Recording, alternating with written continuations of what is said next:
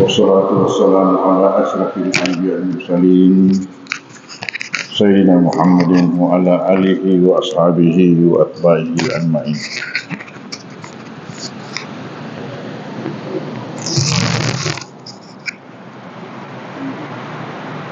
Setelah kita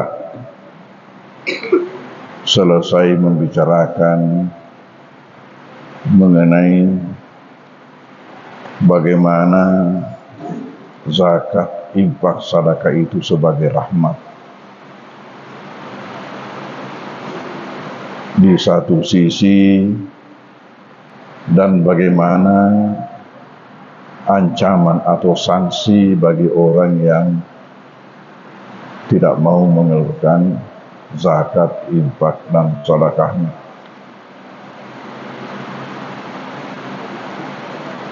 Hal mana kalau kita camkan baik-baik, kita hayati, maka itu akan membuat kita memiliki suatu karakter dalam hidup ini, membuat kita menjadi orang yang suka berbagi atau memberi.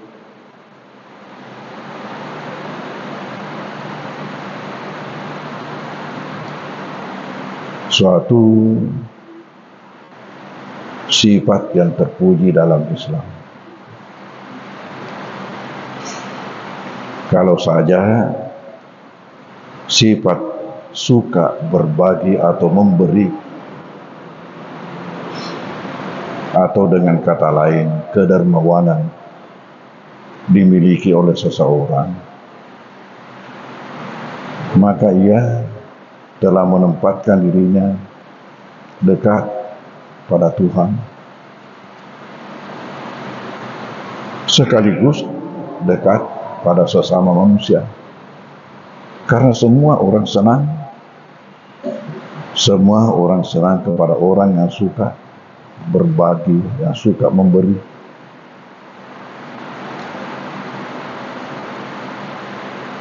Dekat ke surga, kata Rasulullah, dan jauh dari neraka. Dan sifat ini adalah sifat yang harus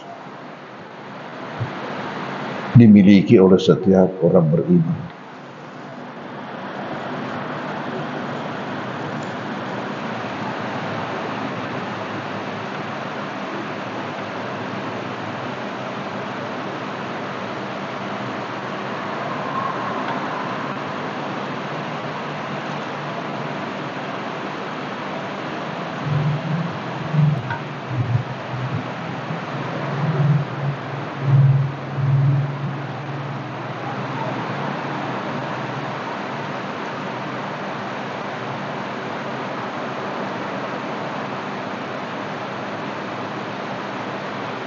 Oleh karena itu, dalam riwayat Imam At-Tirmizi dari Abu Sa'id Al-Khudri,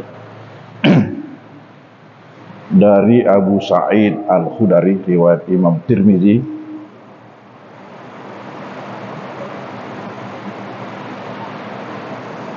Rasulullah sallallahu alaihi wasallam telah bersabda, "Khaslatani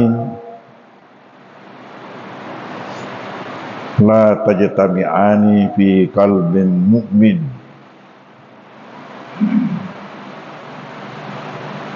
Rasulullah sallallahu alaihi wasallam telah bersabda, "Khaslatani la tajtami'ani."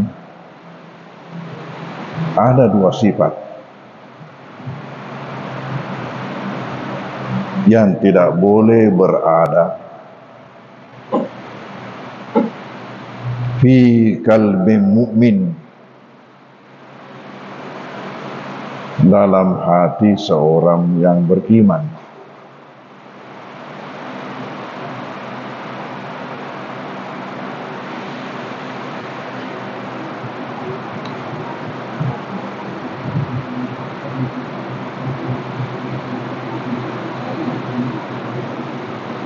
Apa kedua sifat itu? Ialah al-bukhlu wa su'ul khuluq. Al-bukhlu sifat bakhil, wa su'ul khuluq dan pekerti yang buruk.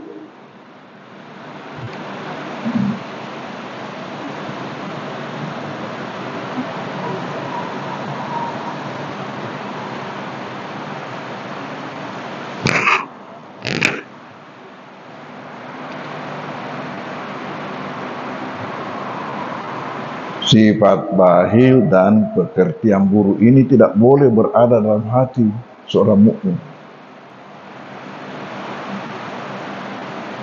Jadi kalau ada diketemukan macam itu, peringati, tidak boleh itu, tidak boleh.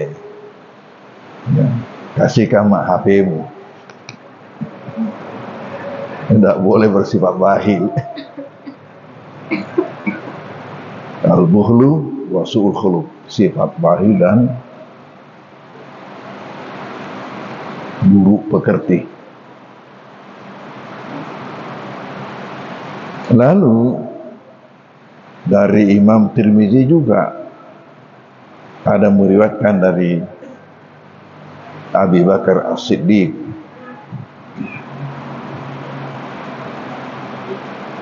radhiyallahu anhu,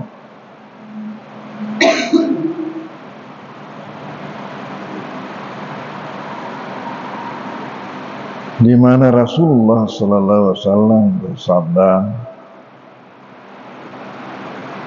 la yadkhulul jannata,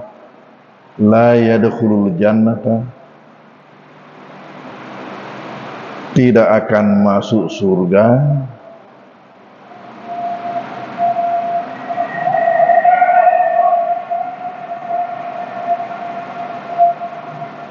khabun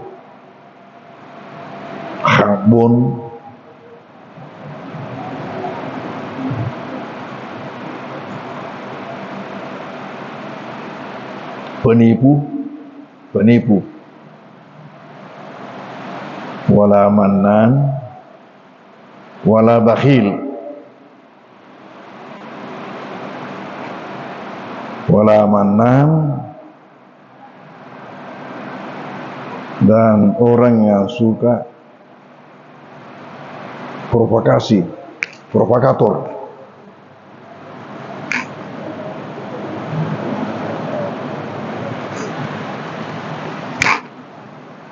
Ini juga berarti orang yang selalu mengungkit kebaikannya. Kalau berbuat baik kepada seseorang, dia kata, "Yam itu nangkau, kamu Pak Yam adeko." Nah, macam itu mana?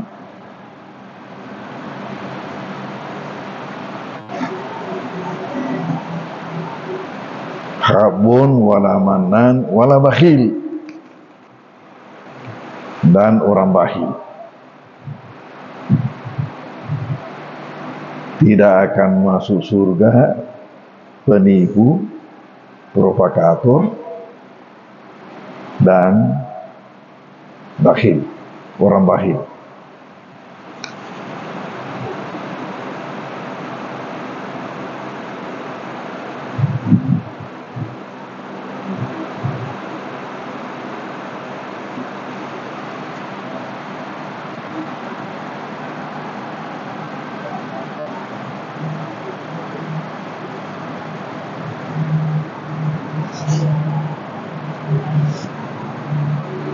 Kemudian lagi-lagi dari Imam Tirmizi, Al-Baihaqi, dari Abu Hurairah. Dari Abu Hurairah, an Abi Hurairah. Kalau Arabnya Abu Hurairah, kalau Indonesianya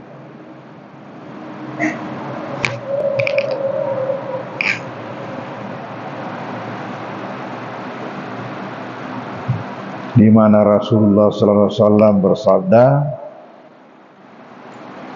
as-sahiyu qaribu minallah. As-sahiyu qaribu minallah. Dermawan itu dekat dengan Allah.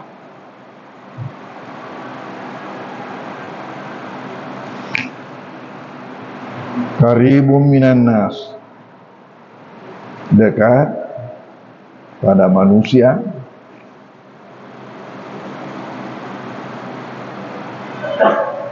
Qaribun minal jannah, dekat dengan surga. Ba'idun minan nar, jauh dari neraka.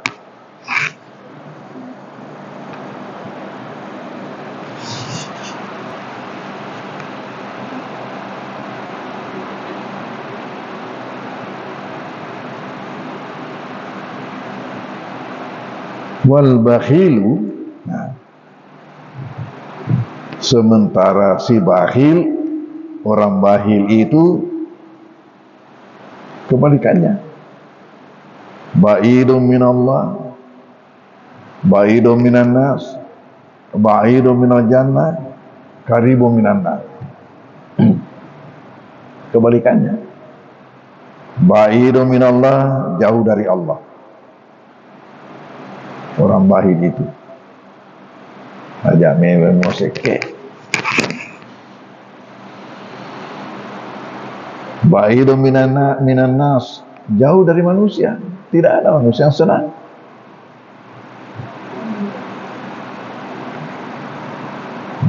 Kalau orang bakhil dapat bencana, maka masyarakat sekelilingnya akan aduh, pai, Andre sekemu. Ba'idun minan nas, jauh dari manusia. Ba'idun minal jannah, jauh dari surga.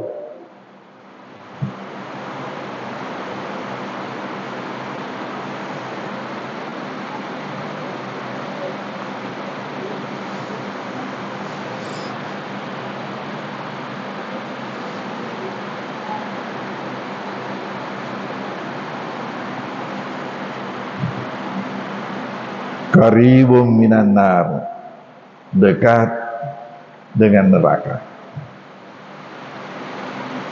Persis kebalikannya orang dermawan.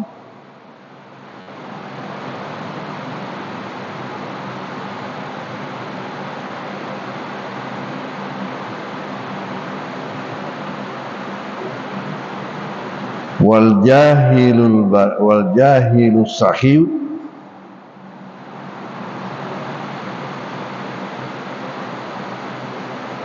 orang jahil yang dermawan,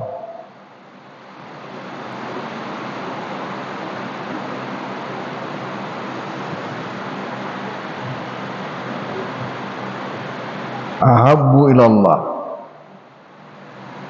lebih dicintai oleh Allah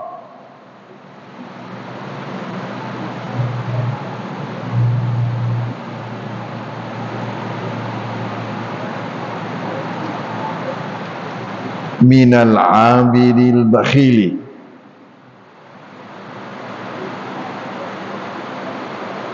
daripada abid tukang ibadah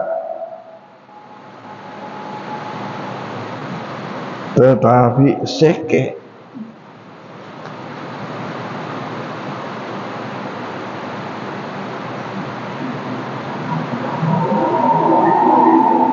Oh ya.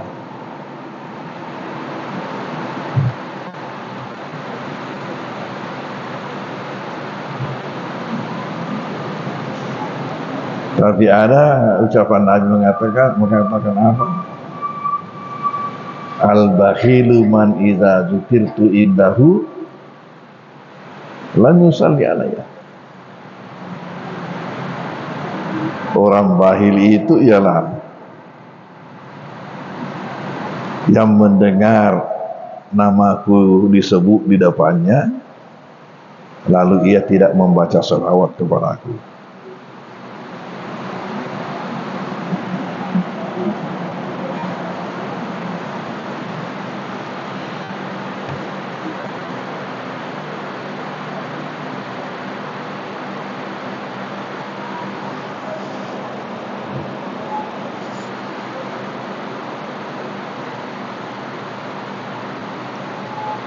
Nah, mengapa orang jadi bakhil?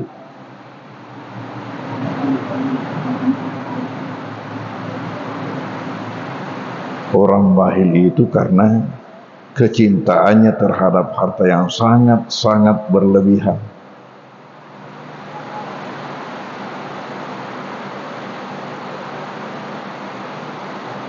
Sehingga tidak ada pikirannya kecuali menambah terus. Tidak mau mengurangi.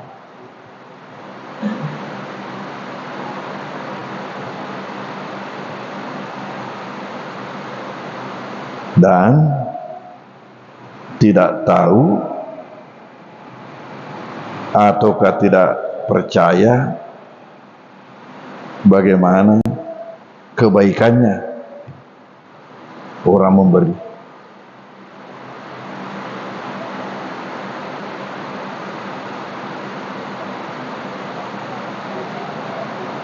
Jadi itu orang bakhil.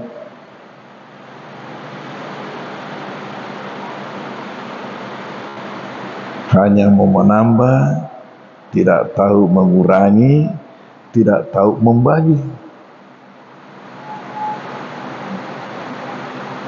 Sementara seorang siswa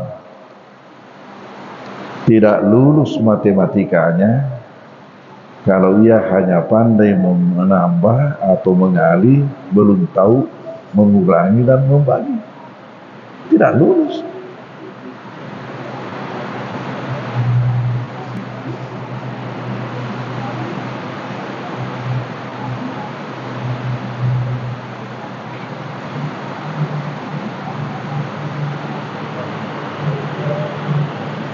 Coba saudara kita itu Haji Abdul Hamid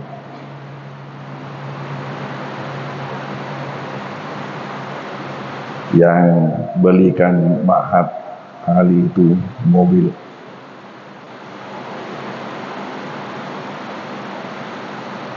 Yang wakafkan rumahnya di Cibubur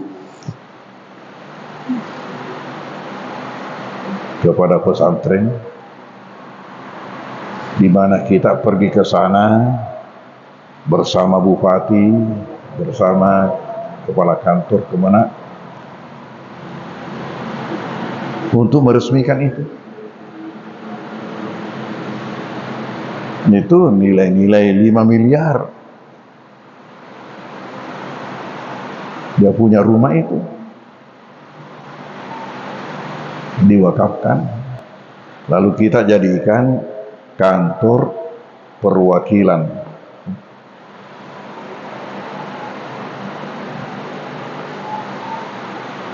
Pondok Pesantren Dede Imam Koso, wilayah Jabodetabek. Jabodetabek, Jakarta, Bogor, Depok, Tangerang, Bekasi. Itu Jabodetabek.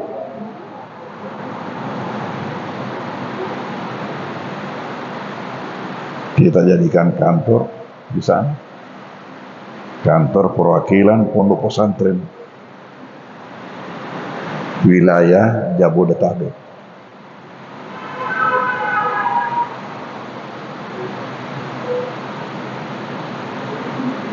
Pertama dulu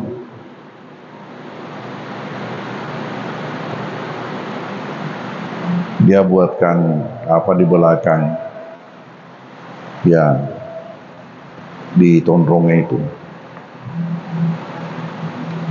dibuatkan barugah di belakang tondrongnya.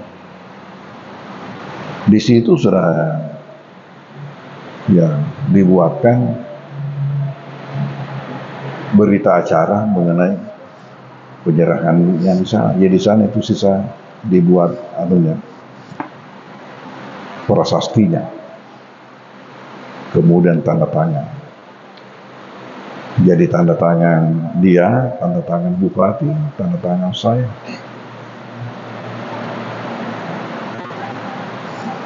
Berlantai 2, punya halaman luas.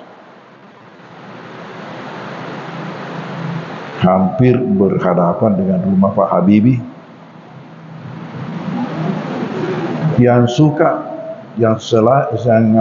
suka menikmati rumah wakaf ini ialah pramuka dari Baru, karena dekat dengan itu tempatnya pramuka di sana di Cibubur. Mereka bahagia sekali menikmati itu,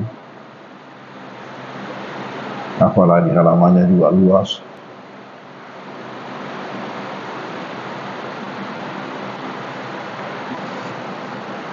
Dia beli dulu itu, dia buat dia sendiri yang jadi arsiteknya.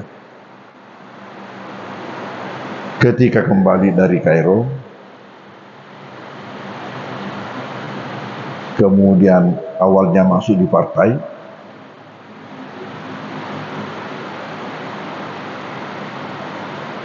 jadi ketua P3 provinsi di Kalimantan Timur, ketua fraksi 2 kali, kemudian dia sendiri keluar, sudah merasa cukup, keluar bergerak di bisnis, jadi buat supermarket berlantai, kalau tidak salah lantai 3 supermarketnya, di sampingnya dibuatkan masjid. Duta pernah jalan-jalan di situ. Nggak tahu usahanya lagi yang lain.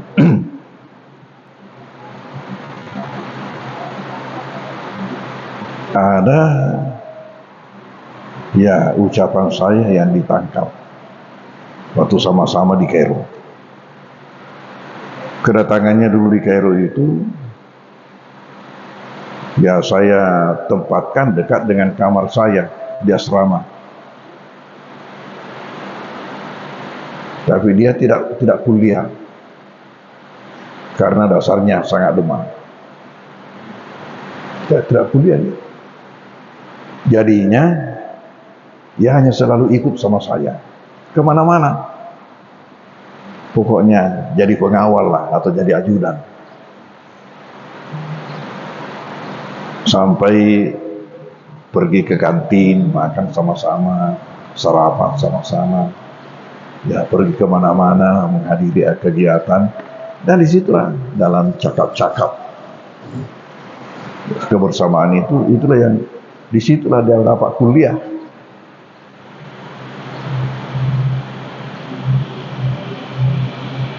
Dan di antara yang ditangkap betul dan diyakini ialah menyumbang itu bukan memberi.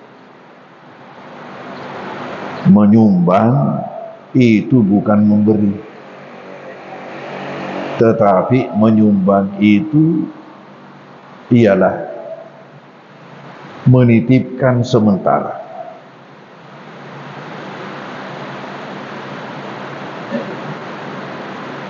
Disinilah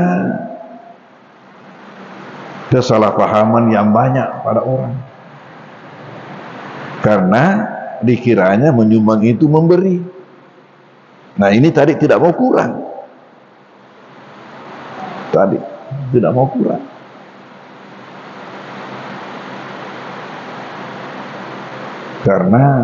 Karena itu wa tuhibbunal mala hubban jamma. Sifat dasar manusia.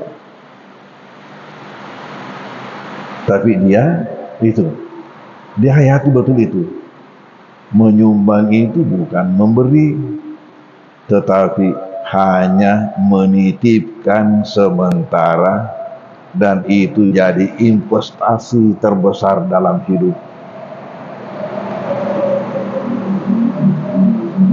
Menitipkan sementara, dan itu jadi investasi terbesar dalam hidup.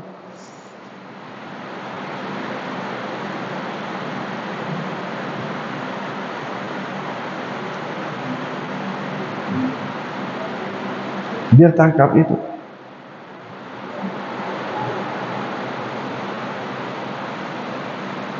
Itulah yang membuatnya, kalau sumbangannya untuk rumah tahfidz yang dibuat bersama-sama dengan Dr. Amin itu, pokoknya di Tondrong itu ada sekitar 300 juta sumbangannya di situ. Belum lagi ini mahal dikasih mobil. Belum lagi di sana itu rumahnya. Jadi awalnya setelah berkiprah di bidang bisnis, bolak-balik Surabaya, bolak-balik Jakarta, lalu muncul pikiran, mungkin sebaiknya saya buat rumah. Saya ada rumah di Jakarta, supaya kalau datang ke Jakarta tidak perlu lagi masuk hotel. Itu di situ awal pikirannya, maka dibuatlah rumah ini. Tapi apa kata?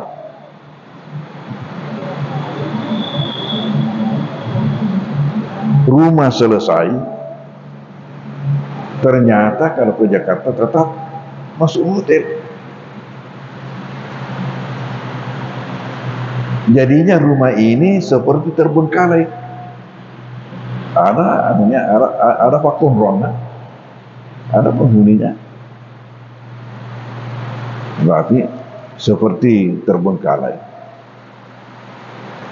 Lama-lama dimasuki pencuri rumah itu, dan tidak tanggung-tanggung pencuri itu. Saya kira bukan hanya sekali. Jadi itu pencuri sebelum mencuri dalam satu rumah dipelajari dulu itu,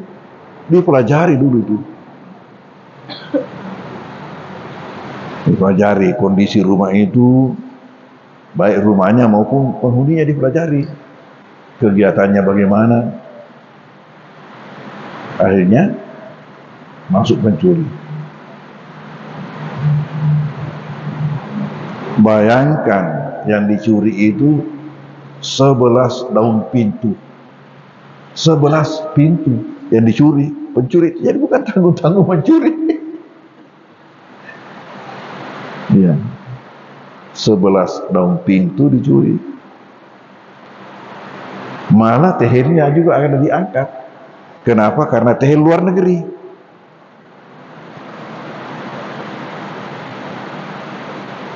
Apanya lagi, lampu kristalnya juga dicuri. Dan tidak sampai di situ, malah klosetnya ada yang diangkat. Masa pencuri ambil kloset? Coba.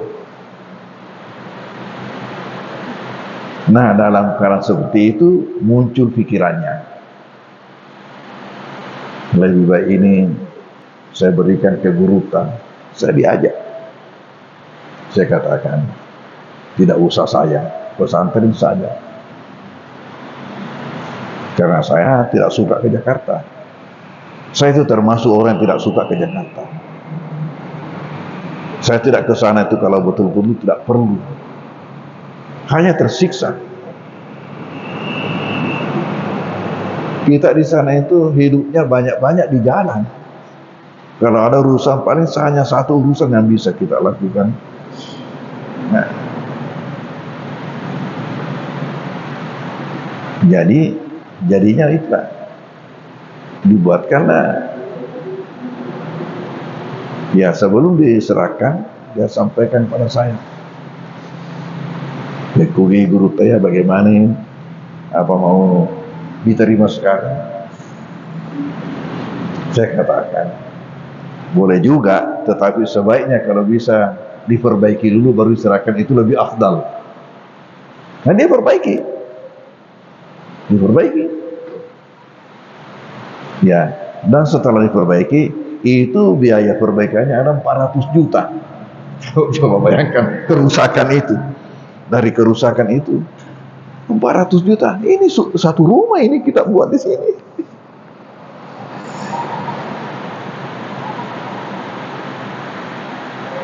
Nah, setelah baik, ya itulah diadakan acara. Datanglah kita ke sana. Dan waktu kita ke sana itu pula, maka kita selesai acara itu menyempatkan diri menziarahi Ande Gurta Al-Yafi. Dan ada satu kejadian yang aneh waktu kita siarai beliau itu. Di antara pembina seperti Dr. Agus, seperti Posei ada bertanya kepada beliau. Bermacam-macam ditanyakan. Beliau itu di sebelah kanan saya, hanya saya berdua duduk di kursi. Yang lain pembina-pembina duduk di bawah semua. Ya. Beliau di sebelah kanan, saya di sebelah kiri. Suatu keanehan, karena ini pembina-pembina seperti Dr. Agus, Poseye tanya ya tentang amalan-amalan, tentang doa-doa. Tetapi lucunya beliau hanya menyuruh kepada saya, dipegang saya, dikasih begini. Katanya, malah ucapannya mengatakan, Alina yang sepak guru kak, remang bulu-bulu saya. Bulu-bulu saya remang mendengar ucapan beliau itu. Lalu akhirnya ada di depan beliau di dinding, menghadap ke dinding samping pintu. Di situ ada kaligrafi, di bawah kaligrafi itu ada bingkai mutiara. 3 mutiara dalam satu satu cangkang. Ditunjuk itu, disuruh ambil. Ini putranya Helmi, dianggap yang ditunjuk itu kaligrafi. Setelah mau dipegang, bukan itu. Tanya tuh, dan dibawa, diminta. Lalu setelah dikasih, diserahkan kepada saya.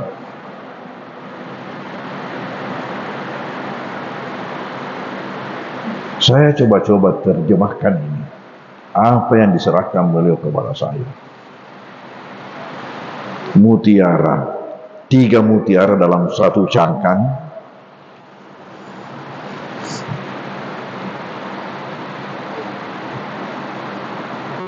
Diserahkan kepada saya. Saya pikir-pikir, apa makna ini? Yang saya dapatkan maknanya ialah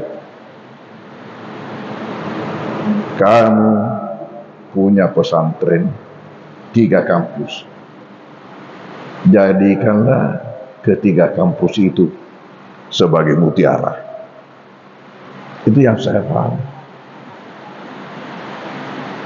Di bingkai yang ada di rumah itu.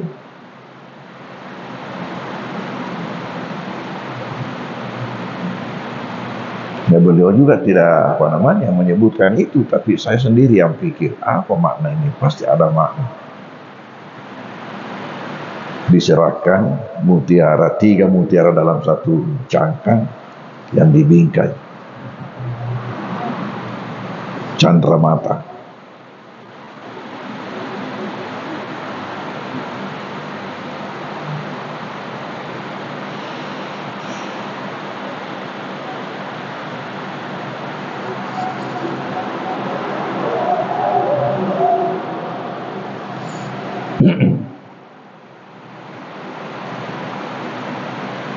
Dan itulah syiar terakhir kita. Pembina-pembina pesantren kita ini syiar terakhir beliau itu, sebelum beliau itu wafat. Dan ketika itu masih enak cerita, masih enak bicara. Tapi beliau mengakui ya bahwa saya ini adalah asirus sarir. Asirus sarir artinya apa? Tawanan tempat tidur. Asir, as-sarir, tawanan tempat tidur, kan sudah selalu berbaring.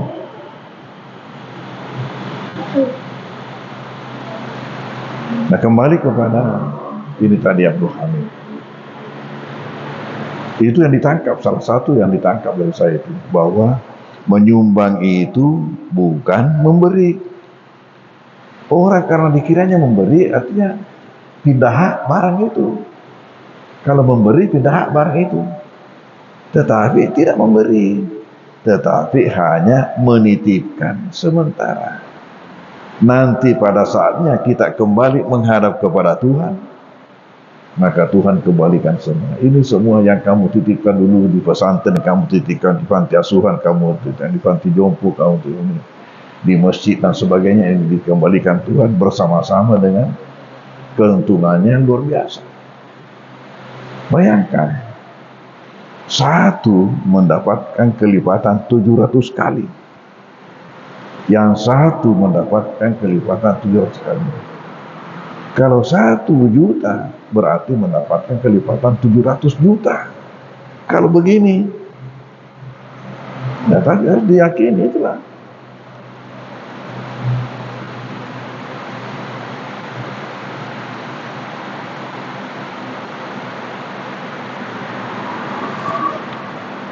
Nah, saya mau berangkat pergi umrah. Sandal yang saya pakai sudah tua. Ya, mau diganti. Insya Allah berangkat nanti sore ke Makassar. Sehingga di Maros dulu lagi, di Maros di pengajian. Besok jam 11 di bandara. Itu menurut travel. Jadi kita salat duhur di bandara. Saya belum sempat beli sandal pengganti. Datang Abdul Hamid, dia bawakan saya sandal. Ini coba rezeki Tuhan. Ketika perlu sandal, ada orang bawakan sandal. Saya lucu juga ini. Ya Allah, rahmatnya ya Allah. Sandalnya itu merek Playboy. Ya, jadi sandal mahal itu, sandal mahal. Itu merek mahal. Dan pas dengan kaki saya alhamdulillah, kreatif dipakai merek umrah. Ya. Sering ketika saya pikirkan sesuatu, tiba-tiba ada datang rezeki Tuhan. Datang rezeki Tuhan. Jadi tadi as-sahiyu qaribum minallah, qaribum minan nas, qaribum minal jannah, ba'idum minan nar, wal bahilu. Coba.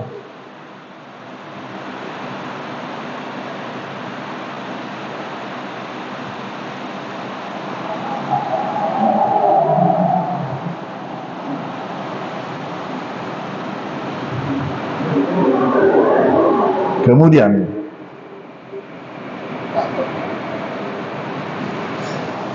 riwayat Bukhari dari Al-Baihaqi, riwayat Bukhari dan Al-Baihaqi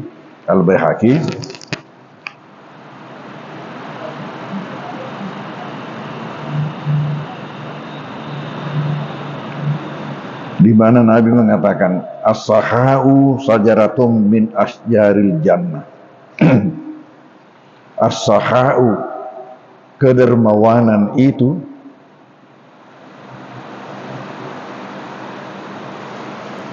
jadi as-saha itu sifat, orangnya as-sahiu, orang dermawan namanya as-sahiu, sifat dermawan namanya as-saha. As-sahau sajaratun min asjar jannah, kedermawanan itulah salah satu pohon surga, salah satu pohon surga.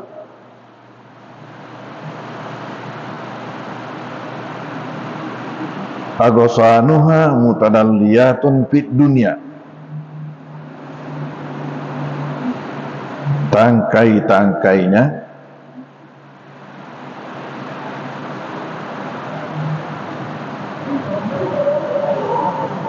Mutadalliyatun fid dunya, mutadalliyatun fid dunya, menjulur ke dunia.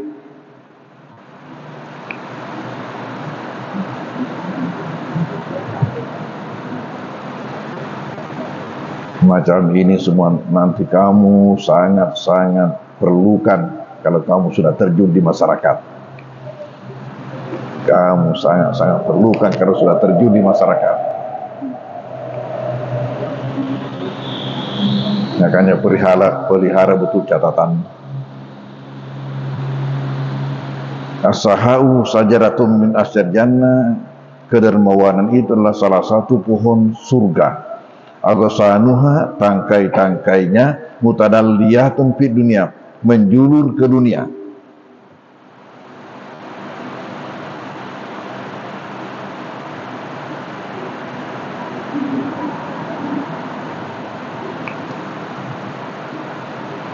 Faman ya'khuzu, maka barang siapa yang mengambil bigusnin minha, salah satu tangkai, salah satu tangkainya, barang siapa yang mengambil salah satu tangkainya,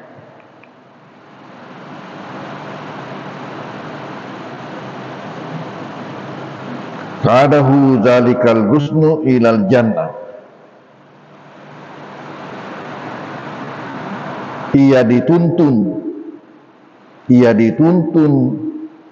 tangkai itu masuk surga. Ia dituntun oleh tangkai itu masuk surga.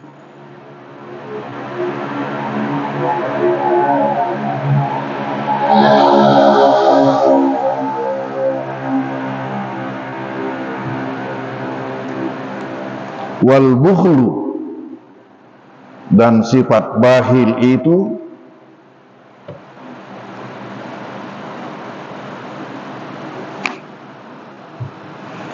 sajaratun min asjarin nar, salah satu pohon dalam neraka. Sifat bakhil itu adalah salah satu pohon dalam neraka.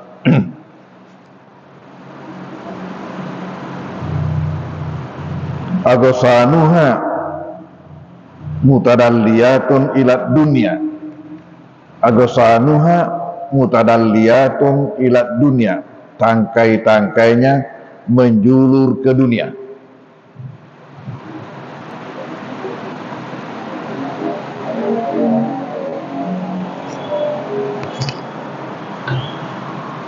Ini tasbihun balik, ini tasbih. Tangkai-tangkainya menjulur ke dunia. Faman ya'khudhu bigusnin min aghsaniha, faman ya'khudhu, barang siapa yang berpegang atau mengambil salah satu tangkainya, faman ya'khudhu bigusnin min aghsaniha,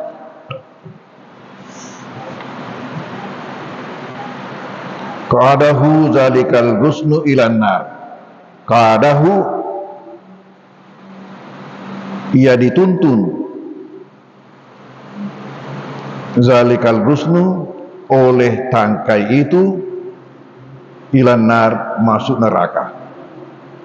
Wah, cantiknya ini tasbih. Cantiknya ini perumpamaan dari Nabi.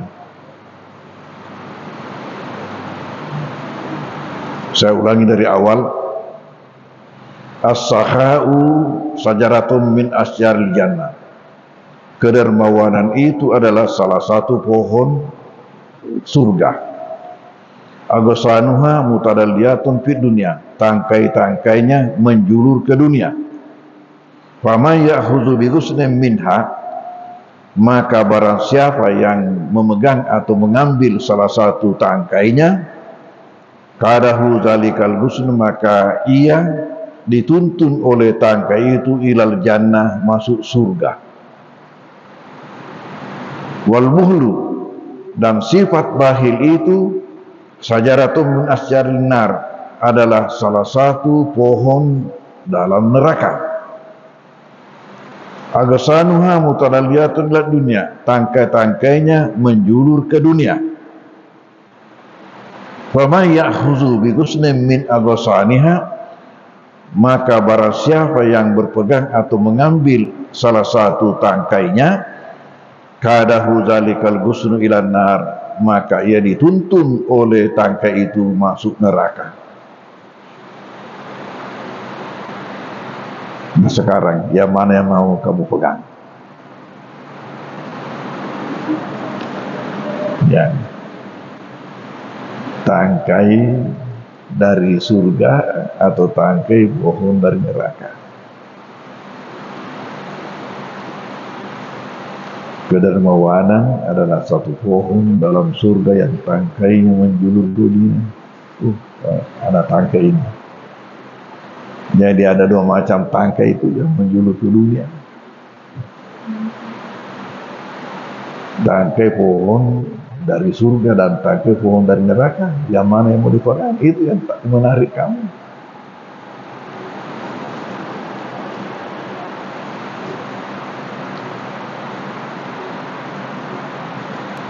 Makanya kesimpulan, seorang mukmin harus memiliki sifat dermawan dan tidak boleh memiliki sifat bakhil.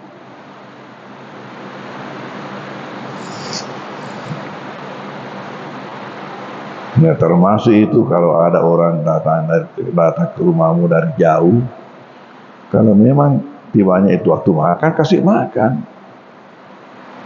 Jangan hanya air doang dikasih, itu ada aqua di situ. Jangan hanya aqua, kasih makan kalau waktu makan.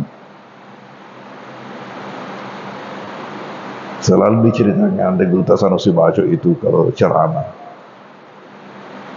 dari Makassar ke Mangkoso, ditanya itu, ya, apakah singgah di jalan?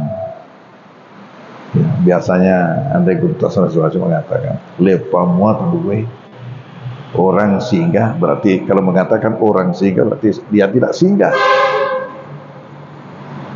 Nah, kalau tiba di Mangkoso waktu makan itu harus disiapkan makan.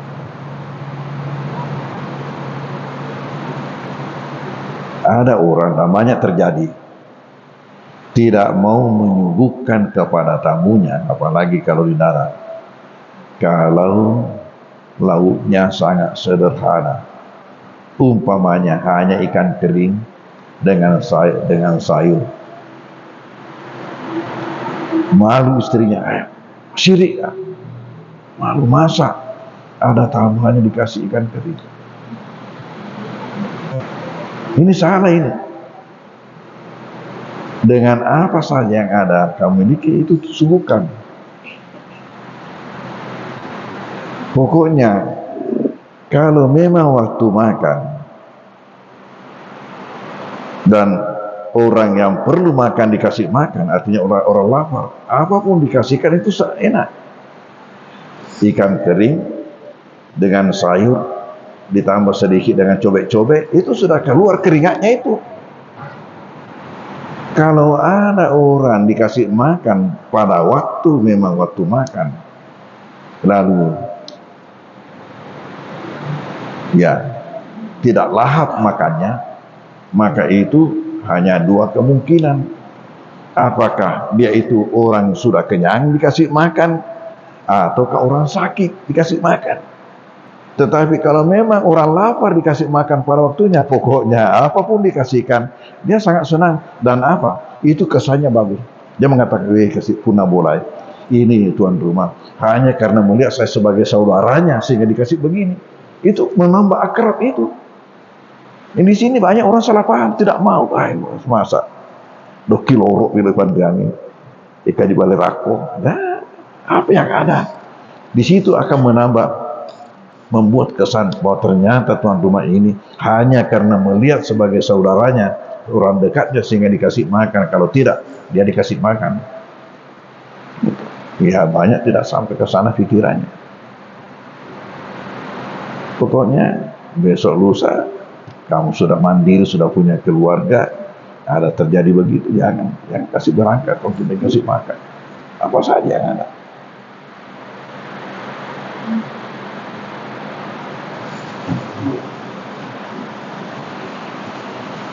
Dan ini ada riwayat dari riwayat Abu Syekh dari Umar. Di situ diceritakan, mengatakan apa riwayat itu.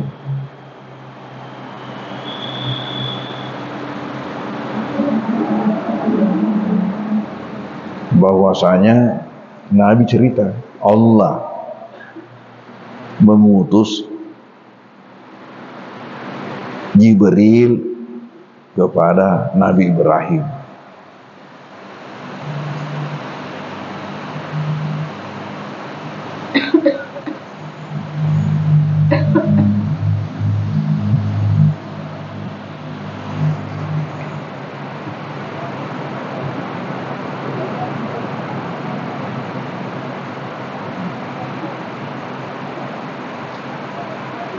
Dengan apa?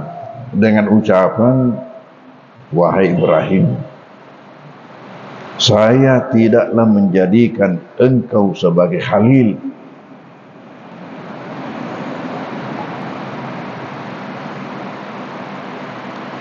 kan Ibrahim gelarnya itu Khalilullah,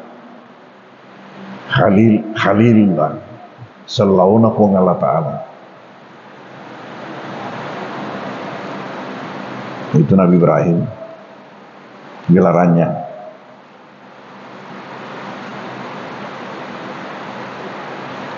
Ada di dalam Barasanji ketika Nabi nikah dengan Khadijah, kemudian melahirkan anak-anaknya. Tujuhnya mengatakan wa waladat kullu auladihi illa ladzi bismil khalil, dan Khadijah melahirkan semua anak Nabi illalladzi, kecuali yang bismil khalil, sama yang diberikan namanya Khalil, Ibrahim. Nabi Ibrahim yang diberikan Khalilullah. Kalau Nabi kita itu Habib, ya, Habibur Rahman. Nabi Musa Kalimullah, gelar. Ini diutus. Nah, Jibril menyampaikan ucapan Allah, mengatakan saya tidak menjadikan engkau sebagai khalil. Kenapa? Karena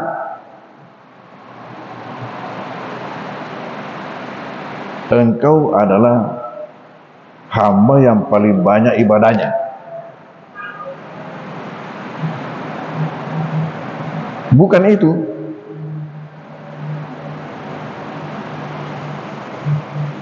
Tetapi itu sindok cening.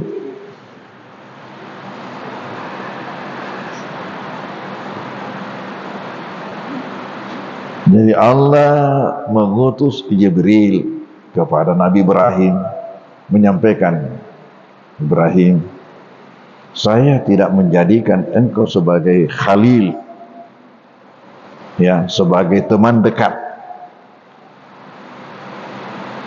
karena engkau paling banyak ibadah, bukan karena ibadahmu. Walakin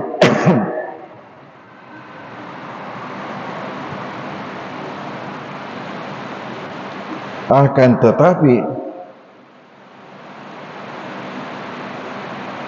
saya meneliti hati orang-orang beriman. Saya melihat hati orang-orang beriman dan saya tidak ketemukan yang paling dermawan melebihi kamu. Dan ya, kamulah ternyata hamba yang paling dermawan.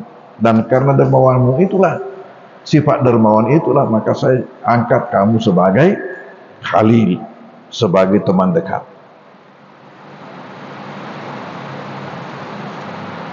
Nah, ini lagi bukti adanya orang yang memiliki sifat dermawan itu dekat sama Allah.